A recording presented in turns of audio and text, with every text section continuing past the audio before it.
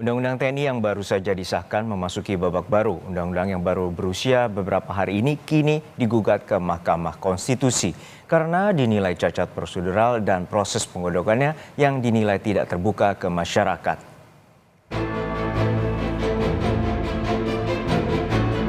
Sembilan mahasiswa Universitas Indonesia mengajukan uji formil menggugat undang-undang tersebut ke Mahkamah Konstitusi pada 21 Maret lalu. Gugatan dilayangkan karena mahasiswa menilai draft naskah akademis yang tak dibuka ke publik. Kita semua kesulitan mengaksesnya. Maka lagi-lagi bagaimana mungkin atas dasar apa ya kalau dibicarakan secara logis, atas dasar apa Bapak Ibu di perwakilan rakyat bisa mengatakan bahwa mereka menyepakati suatu hal yang ini sudah disetujui oleh rakyat, kan gitu sebenarnya Mas. Ya, hanya saja Bapak dan Ibu berada di ruang sidang, kita di luar sidang, gitu kan. Sementara rakyat saja tidak diberikan akses untuk terhadap draft tersebut, gitu. Apa yang bisa disepakati kalau draftnya tidak ada? Satu hal juga Mas yang harus saya tambahkan, ketika beredar informasi draft ini problematik, banyak kritik atau pandangan dari masyarakat, saya rasa itu adalah suatu aspirasi dari masyarakat.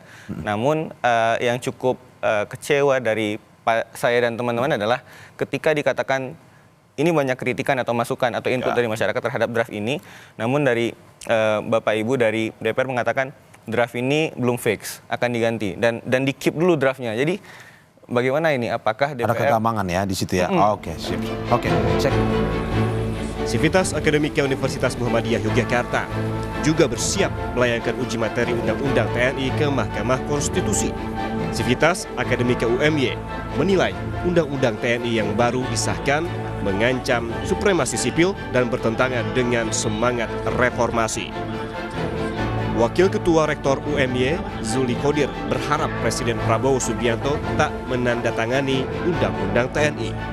Kita berharap Presiden tidak menandatangani walaupun sudah disahkan oleh DPR, sehingga ada perpres untuk pembatalan terhadap Undang-Undang TNI. Menurut saya itu yang paling bijak dilakukan oleh Pak Presiden. Yang sedang disusun tadi dibentuk oleh Prof. Iwan, mudah-mudahan dalam waktu singkat akan segera terbentuk, dan apabila dimintai untuk mempertanggungjawabkan atau mengajukan ke Mahkamah, insya Allah kita akan segera siapkan secara akademik. Soal gugatan uji formil yang disampaikan mahasiswa, Hakim Mahkamah Konstitusi 2003-2008 Marwarar Sihaan menilai pengujian gugatan yang akan dilakukan oleh Hakim MK nantinya bisa berimplikasi pada batalnya keseluruhan undang-undang jika dalam prosesnya ditemukan mekanisme yang tidak sesuai atau bertentangan dengan Undang-Undang Dasar 1945. Ya, kalau dia dalam bentuk uji formil seperti ini, meskipun dengan banyak dalil, misalnya antara lain keterbukaan itu atau aksesibilitas itu yang merupakan salah satu kunci juga, dan juga barangkali banyak hal-hal lain yang menyangkut proses, mekanisme, dan lain-lain sebagainya.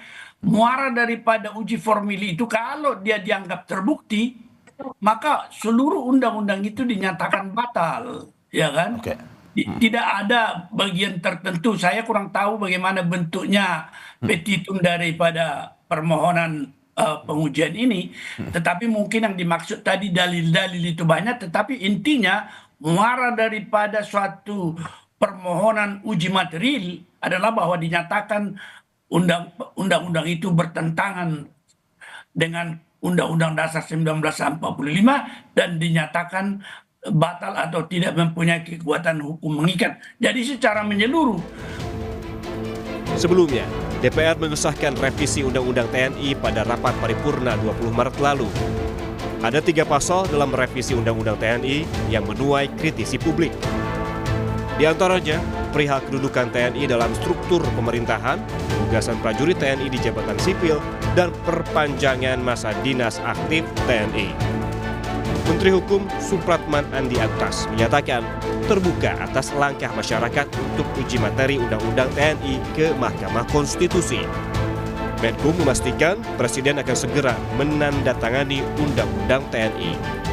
Berikan kesempatan kepada pemerintah untuk melaksanakan Undang-Undang TNI yang baru disahkan kemarin, kemudian biarkan dia akan diuji apakah benar bahwa kekhawatiran itu memang sesuatu yang mendasar untuk dilakukan atau tidak. Presiden akan menandatangani atau tidak? Ya itu nanti kan pasti dong, pasti karena itu diundangkan presiden, nanti tergantung presiden. Panaskannya tapi belum bisa diakseskan. Tunggu selesai diundangkan. Meski kini Undang-Undang TNI masih menunggu ditandatangani oleh Presiden, sejumlah aksi penolakan masih terus bergulir.